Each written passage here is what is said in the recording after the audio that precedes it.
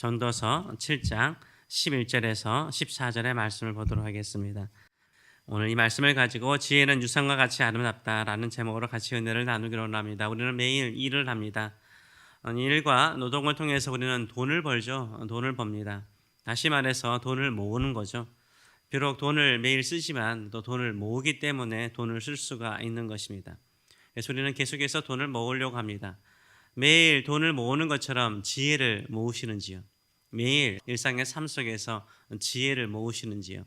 지식을 얻는지요? 지혜를 내 안에 채우는 것도 돈을 모으는 것만큼이나 소중하고 중요한 것입니다. 어쩌면 돈을 모으는 것보다 더 소중하고 귀한 것입니다. 오늘 본문에서 전도자는 지혜에 대해서 몇 가지 비유를 사용하고 있습니다. 첫째는 지혜는 유산과 같이 아름답다라고 말을 하고 있습니다. 유산은 자녀들이나 후손들에게 물려주는 것입니다.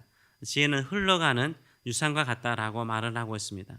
내가 지혜를 가지고 있으면 나의 사랑하는 자녀들이나 후손들도 지혜롭게 살 가능성이 상당히 높죠. 왜냐하면 지혜는 유산과 같기 때문인 것입니다.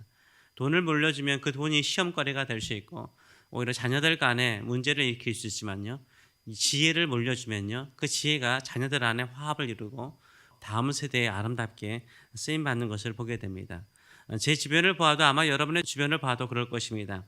일반적으로 교사 출신이거나 대학 교수 출신이거나 또 의사 출신이거나 좀 이렇게 지식층에 속하는 사람들의 자녀들이요. 대체적으로 공부를 잘하죠. 다 그렇다는 것은 아니지만 대체적으로 공부를 잘하는 기억이 저에게는 있습니다. 지식이나 지혜가 유산과 같이 흘러가는 것을 우리가 볼 수 있는 것입니다. 11절은 이렇게 말하고 있습니다. 지혜는 유산과 같이 아름답고 햇빛을 보는 자에게는 유익이 되도다라고 말을 하고 있습니다. 지혜와 지식을 추구하는 가정에는 지혜가 유산처럼 흘러가서 그 가정을 아름답게 만든다라고 말하고 있습니다. 지혜의 햇빛을 보는 자에게는 모든 것이 유익하다는 것입니다. 지혜가 빛이 되어서 유익함을 주기 때문인 것입니다. 그래서 그 집안을 아름답게 유익하게 만드는 것은 무엇입니까? 지혜를 유산으로 물려주는 것입니다. 그것이 바로 돈을 유산으로 물려주는 것보다 더 소중한 것이라고 표현을 하고 있습니다. 두 번째로는 지혜의 그늘은 돈의 그늘과 같다라고 표현을 하고 있습니다. 12절의 말씀을 보게 되면 지혜의 그늘 아래 있음은 돈의 그늘 아래 있음과 같도다라고 말해요. 지혜의 그늘 아래 있는 것이 돈의 그늘 아래 있다라고 말하고 있습니다. 즉 지혜와 돈을 같은 것으로 시유를 하고 있습니다. 그늘이 질 정도로 돈을 쌓아본 적 있으세요? 그늘이 질 정도로 돈을 쌓는다. 우리는 그늘이 지지 않죠.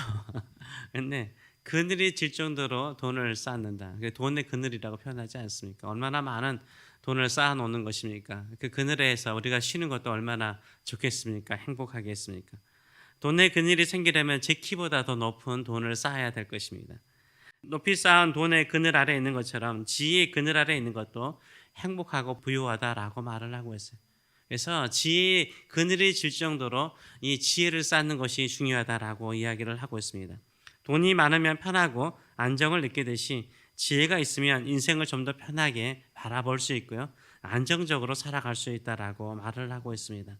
그래서 저에게도 지혜의 그늘 아래 거하는 인생이 되게 하여 주시옵소서. 기도하시는 저와 여러분 되시길 축원합니다. 실제로는 지혜는 생명과 같다라고 말을 하고 있습니다. 12절의 하반절의 말씀을 보게 되면 지혜에 관한 지식이 더 유익함은 지혜가 그 지혜 있는 자를 살리기 때문이라고 말하고 있어요. 지혜가 그 사람을 살려내기 때문이라고 말하고 있어요. 지혜가요 우리를 살려냅니다. 지혜가 우리를 위기에서 살려냅니다. 어려움 중에서 살려냅니다. 또한 심각한 결정하는 상황에서 지혜롭게 판단하여서 하나님이 원하시는 뜻을 하나님이 원하시는 결정을 할 수 있습니다. 지혜는 생명과 같은 것입니다. 그래서 지혜에 대한 지식을 가지라라고 말하고 있어요. 지혜에 대한 지식을 갖는 것이 우리에게 매우 유익하다라고 말을 하고 있습니다. 그래서 지혜에 관한 지식을 얻는 저와 여러분 되시길 축원합니다. 생명과 같이 여기시고 지혜를 쌓는 저와 여러분 되시길 축원합니다. 그렇다면 지혜는 무엇일까요? 지혜는 무엇일까요?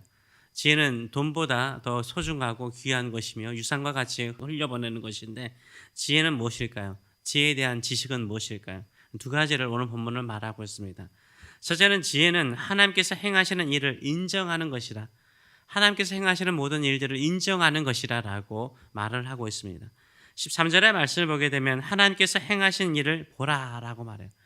하나님께서 우리의 삶 속에, 우리의 주변 속에, 이 세계 속에서 행하시는 일들을 보라라고 말하고 있어요. 하나님께서 굽게 하는 것은, 이렇게 구부러뜨리는 것을 누가 능히 곧게 바르게 할 수 있겠느냐라고 반문을 하고 있습니다. 즉 지혜는요, 하나님께서 행하시는 모든 일들을 인정하고 하나님을 경외하는 거죠. 하나님을 인정한다는 것은 하나님을 예배하는 거죠. 지금 이렇게 새벽에 나와서 하나님께 예배하는 것 자체가요, 하나님이 행하시는 일들을 인정하는 것 아닙니까? 이것이 바로 우리의 삶을 지혜롭게 만드는 줄 믿습니다. 하나님께서 구부러 놓은 것을 사람이 필 수가 없습니다. 하나님께서 하시는 일을 사람들이 막거나 방해를 할 수가 없습니다. 그러면 하나님께서 사랑하는, 그의 사랑하는 자녀들의 가는 길이 광야일지라도 그 광야를 통해서 하나님께서 그 사랑하는 자녀들을 연단하시고 훈련하여서 약속의 땅으로 인도하여 주실 줄 믿습니다. 이것을 믿고 경배하고 기다리고 기도하는 사람이 지혜로운 사람이라고 말을 하고 있습니다. 이렇게 지혜로운 인생은요, 하나님이 행하신 일들을 인정하는 거예요. 오늘 또 나에게, 나의 삶 속에, 나의 사랑하는 자녀에게 하나님께서 일을 행하시고 있음을, 그 일이 완전하신 것을 인정하시고 하나님을 두려워하는 마음으로 경외하시는 저와 여러분 되시길 축원합니다. 하나님께서 행하시는 수많은 일들이 있죠. 하나님이 행하시는 수많은 일들을 기록한 책이 있습니다. 그게 뭐죠? 성경이죠. 성경 안에서 수많은 사람들이 나옵니다. 그 수만 명의 사람들의 인생 가운데서 하나님이 행하신 일들이 기록된 게 성경이에요. 성경은 지혜의 책이죠. 지식을 줄 뿐만 아니라 하나님을 알고 하나님이 행하시는 일들이 완전한 것을 깨닫게 하는 말씀인 줄 믿습니다. 그래서 성경의 인물들을 통해서 하나님이 행하신 일들이 완전한 것을 믿고 우리의 삶 속에서도 하나님이 신실하심을, 하나님이 행하신 일들을 찬송하시는 저와 여러분 되시길 축원합니다. 둘째로는 형통할 때 기뻐하고 고난 중에 있을 때는 내 자신을 돌아보라라고 말을 하고 있습니다. 14절의 말씀을 보게 되면 형통할 때는 기뻐하래요. 그렇죠? 형통할 때는 뭔가 이 형통한 거 좋은 일 잃어버릴까 봐 걱정하고 근심하지 말고 좀 누리세요. 감사하세요. 좋은 일 있으면 하나님께 찬송하고 감사하고 기뻐하시는 저와 여러분 되시길 축원합니다. 두 번째로는 공고한 날에는, 어려운 일이 있을 때는, 힘든 일이 있을 때는, 내 뜻대로 되지 않는 고통 중에 있을 때는 되돌아보래요. 자기 자신을 되돌아보라는 거예요. 이것이 바로 하나님께서 우리에게 두 가지를 주신 거예요. 형통할 때도 주시고 공고의 날을 주시는 거예요. 마치 바다에 파도가 있는 것처럼 계속 좋을 때가 있고 나쁠 때가 있고, 좋을 때가 있고 나쁠 때가 있는 거예요. 이것을 통해서요, 내 인생의 주인이 나라는 생각을 잊어버리게 만드는 거예요. 오직 이 나의 삶을 주관하신 분은 하나님이신 것을 인정하게 만드는 거죠. 그러면서 뭘 말하냐면 우리의 앞길은 우리가 알지 못한다는 거예요. 내가 돈을 쌓아놓는다고 해서 미래가 보장되는 것도 아니잖아요. 내가 지금 건강한다고 해서 내일이 또 건강하다라고 보장할 수 없는 거잖아요. 그래서 우리가 앞으로 일어날 일을 알 수 없게 하셨어요. 그럼을 통해서 하나님을 더 경외하고 두려워하게 만드셨어요. 그리고 오늘의 일에 집중하게 하셨어요. 오늘 나에게 좋은 소식이 오거나 좋은 소식이 들리거나 좋은 일이 있으면 기뻐하고 감사하시는 저와 여러분 되시길 축원합니다. 어렵고 힘든 일이 있습니까? 마음에 짐이 되는 것이 있습니까? 그럼 내 자신을 좀 돌아보세요. 내가 혹시나 회개하지 않는 죄악이 있나? 내가 혹시나 하나님을 의지하지 않는 불신의 마음이 있나? 아니면 하나님께 내가 교만했던 마음이 있나? 이렇게 살펴보시고요, 자신을 겸손하게 만들어갈 때 하나님께서 크신 일로 우리를 채워주실 줄 믿습니다.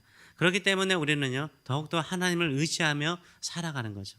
하나님을 의지하며 살아가는 것이 지혜로운 사람이에요. 하나님을 의지하는 유산을요, 자녀들에게 물려주는 것이요, 그들의 인생을 보장하는 줄 믿습니다. 그들의 미래를 보장하는 줄 믿습니다. 이런 믿음을 가지고 살아가시는 저와 여러분 되시길 축원합니다. 돈을 모아 쌓아서 돈의 그늘을 만들지 않습니까? 하나님을 경외하는 것이 지혜잖아요.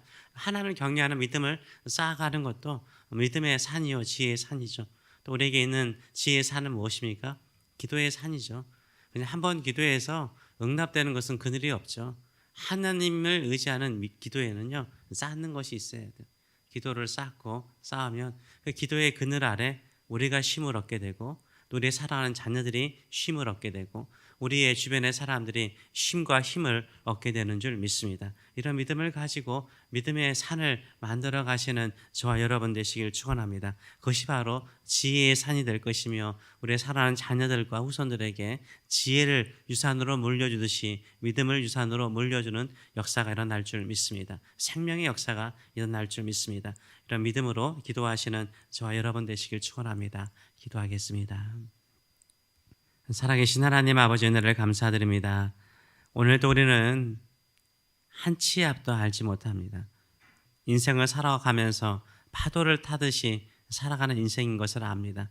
형통할 때는 더욱더 하나님을 찬송하고 감사하고 기뻐하는 저희들의 삶들 되게 하여 주시고, 공고한 날에는 내 자신을 돌아보며 교만한 것이 없나, 죄악이 없나, 하나님을 온전하게 신뢰하지 못한 불신은 없나, 혹시 내 입술이나 나의 삶 속에 불평과 원망을 통해서 하나님을 믿지 못하는, 신뢰하지 못하는 마음은 없나 살피면서 더욱더 주의 선하심을, 주의 행하시는 모든 일들이 완전하심을 인정하고 예배하며 기도하는 저희들의 삶들 될 수 있도록 축복하여 주시옵소서. 감사드리며 예수님의 이름으로 기도하옵나이다. 아멘.